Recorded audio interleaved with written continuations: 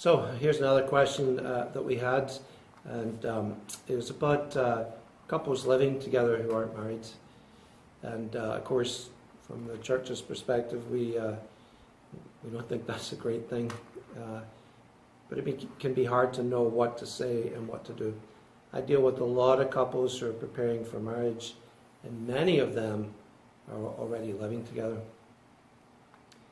The approach that I take is I invite them to have a conversation about it and ask them why they decided to live together before they got married. There are very many different reasons that they choose. One is almost always just a practical reason or a financial reason.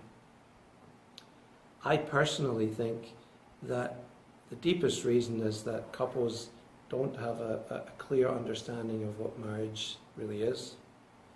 And when a couple comes to me, I begin the first session, I always begin by giving them a little, if you like, a theology of marriage. And in our Catholic tradition, the theology of marriage says that when the world sees the love that exists between a husband and a wife, it's supposed to make them think of God. Because the world is supposed to look at the love between a married couple and say, if something that beautiful exists, there has to be a God who would create that.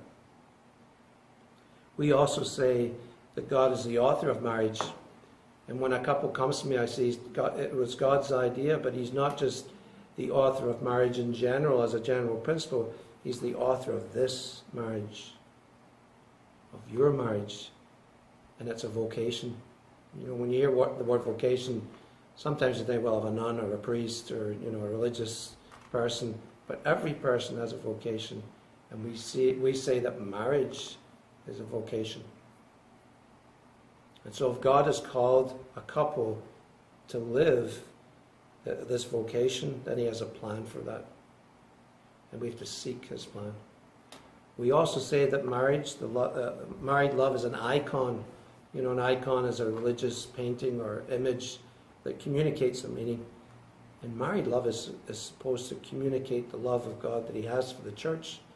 And in fact, the very love that exists within the Trinity itself. So it's kind of a big deal. And I always say to couples, it should fill you with a sense of awe and wonder and kind of mildly freak you out as well, because God is calling them to a great thing. And when they get a sense of that wonder and greatness of married love, it gives kind of a context then to speak more about, why live together? Because I say, it's not like we're ratifying something that's already there. Something new is taking place. If you simply look at statistics, if you looked at statistics, you would see that the success rate of marriages of couples who don't live together is exponentially greater than if they live together. So I invite them to a conversation to say, well, could you not live together? I mean, there's a whole moral aspect, but I say we want you to be the best prepared for your marriage, physically, emotionally, spiritually, and always. And if they want that, it's actually better not to live together. Not because we're the church and we want to beat people over the head or tell them that they're doing something wrong, but in fact because we want the best for them. A few years ago, I was working with a couple who were going to be married, and we talked about this living together. And they, on the basis of the conversation, decided they wouldn't live together.